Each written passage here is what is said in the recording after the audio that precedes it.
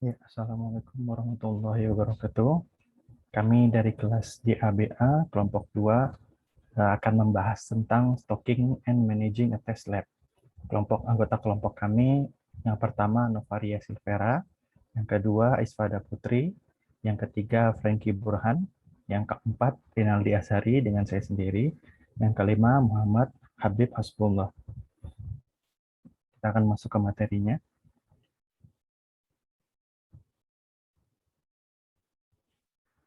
Di banyak organisasi, manajer pengujian bertanggung jawab atas persediaan dan pengelolaan laboratorium pengujian. Secara sederhana, tes lab adalah tempat di mana pengujian itu dilakukan. Pertanyaan pentingnya adalah, perlukah tes lab itu? Tidak setiap organisasi pengujian membutuhkan lab uji. Beberapa organisasi hanya membutuhkan lab pada waktu-waktu tertentu.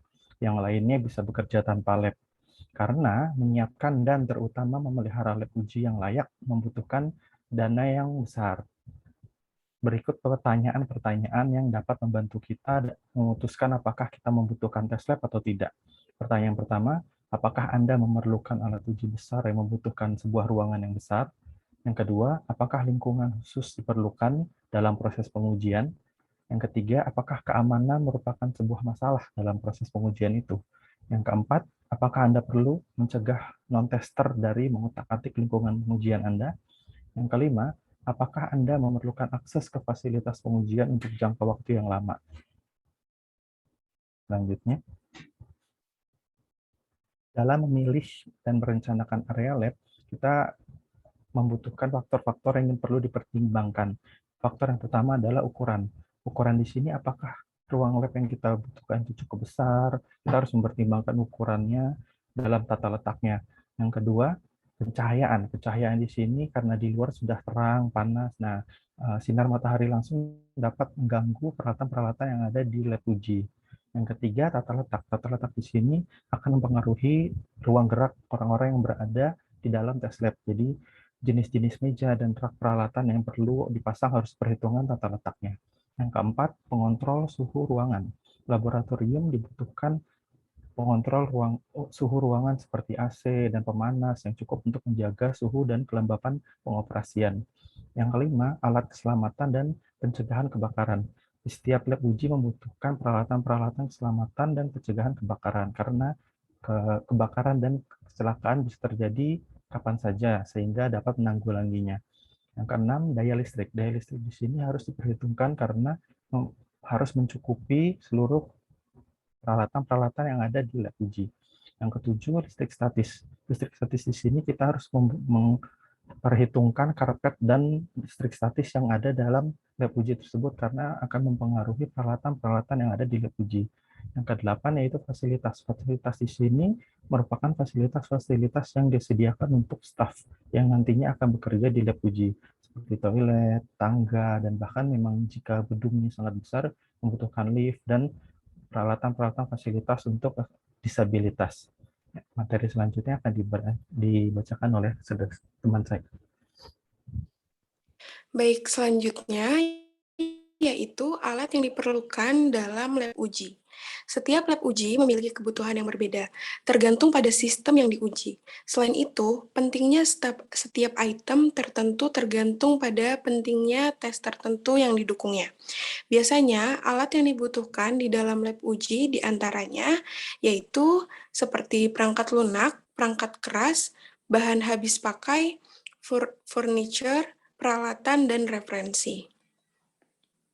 Pada perangkat lunak terdiri dari sistem operasi, aplikasi, alat uji, dan utilitas.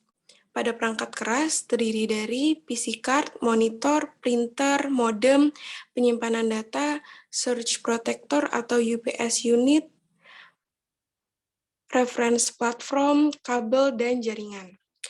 Pada bahan habis pakai terdiri dari media komputer, kebutuhan meja, dan persediaan printer. Pada furnitur terdiri dari mesin fotokopi dan printer, shredders, bangku, alat mouse, bantalan statis. Pada peralatan terdiri dari perangkat keras khusus, perangkat lunak manajemen tes, dan toolkit komputer. Dan yang terakhir pada bahan habis pakai, terdiri dari klasik atau best practice, standar atau industri pemerintah, dan buku telepon. Selanjutnya,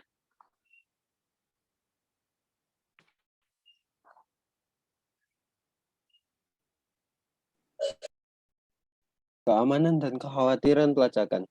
Lab uji yang telah menghabiskan biaya besar harus dilindungi dari kerusakan, pencurian, dan kerugian lainnya. Dibutuhkan upaya untuk mencegah pencurian dan kehilangan aset berharga. Hal ini dapat dilakukan dengan cara yaitu yang pertama, penggunaan sistem library, di mana satu atau lebih orang mengisi peran pustakawan aset. Pustakawan aset memikul tanggung jawab untuk memastikan bahwa setiap aset material berharga diamankan saat tidak digunakan. Yang kedua, mendeklarasikan aset lab secara khusus untuk melindunginya. Hal ini dilakukan untuk memahami ketentuan cakupan asuransi, sehingga tidak terjadi masalah asuransi bila nilai aset lab meningkat. Yang ketiga, menerapkan penggunaan akses key, akses dokumen rahasia, dan lain-lain. Hal ini dilakukan dalam menjaga kekayaan intelektual. Selanjutnya, mengelola peralatan.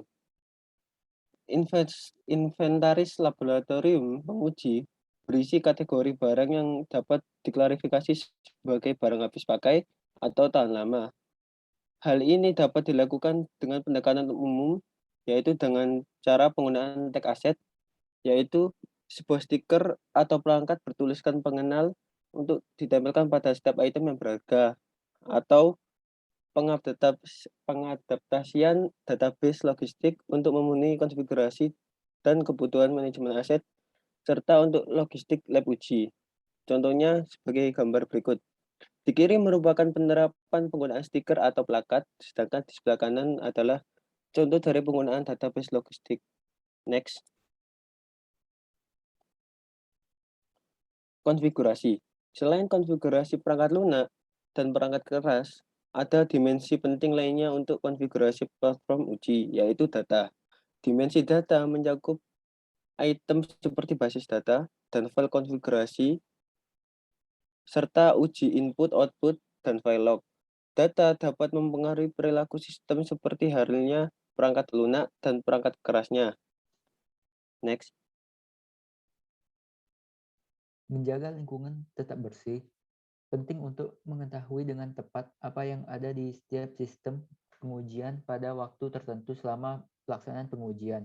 Kalau tidak, bug yang bisa menjadi tidak dapat diproduksi kembali dan laporan bug tidak akan akurat. Hal ini dapat terjadi karena sebagian besar pengembang ingin dapat membuat perubahan dan mencoba eksperimen cepat ketika mereka sedang melakukan debug. Namun, mendokumentasikan setiap langkah yang akan mereka lakukan dianggap akan memperlambat pekerjaan mereka, di mana dapat menyebabkan satu huruf yang diubah dalam satu file konfigurasi, satu kabel terputus, satu paket perangkat lunak yang diinstal dapat mengubah seluruh perilaku bug. Sehingga solusi terbaik terhadap masalah ini terletak pada mencegah aktivitas debugging terjadi pada platform pengujian tersebut. Next. Faktor manusia. Meskipun fokus bab ini pada objek material dan informasi yang terkait dengannya, orang-orang yang bekerja menguji di lab test tetap diperlukan, sehingga diperlukannya pertimbangan terhadap hal-hal berikut. Pertama, lab yang aman adalah lab yang produktif. Yang dimaksud hal ini, perilaku yang tidak dipikirkan atau ceroboh dapat menyebabkan kerusakan pada properti pribadi, cedera pada diri sendiri atau orang lain, atau kerusakan pada alat sistem dan fasilitas lab. Sehingga lab yang aman dan teredukasi pada tester akan menjadi cara menjaga keselamatan dan keamanan di dalam lab. 2. Kerusakan peralatan lab. Bekerja pada komputer dapat menyebabkan cedera pada seseorang, tetapi seseorang juga dapat menyebabkan kerusakan pada perangkat lunak dan perangkat keras, sehingga dibutuhkannya aturan sesuai dengan kebutuhan lab. Contohnya melarang bekerja pada peralatan saat makan atau minum. 3. Produktivitas dalam lab. Alat dan workstation harus disiapkan untuk meminimalkan kebutuhan orang untuk bergerak di sekitar lab, memiliki Semua komputer yang diperlukan untuk menyelesaikan tugas yang dekat membantu menghindari memecah konsentrasi penguji atau konsentrasi kolega. Next.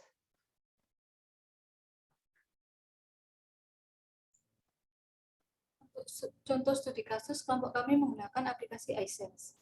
iSense merupakan aplikasi berbasis web yang dikembangkan untuk perusahaan dalam bidang penyewaan senjata atau fotokopi.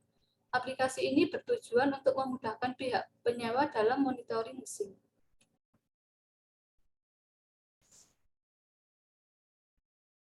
Perlukah tes lab untuk aplikasi iSense? Dalam pengembangan aplikasi iSense tidak dibutuhkan suatu tes lab khusus. Aplikasi iSense juga tidak memiliki pengguna yang besar, seperti halnya Shopee, Tokopedia, Gojek, Grab, dan Traveloka. Dikarenakan aplikasi dikhususkan untuk internal perusahaan. Dalam proses pengembangannya juga dilakukan secara cepat. Jika suatu fitur telah selesai, akan langsung dideploy untuk dicek dan mendapat feedback dari klien. Demikian presentasi dari kelompok kami. Atas perhatiannya saya ucapkan terima kasih.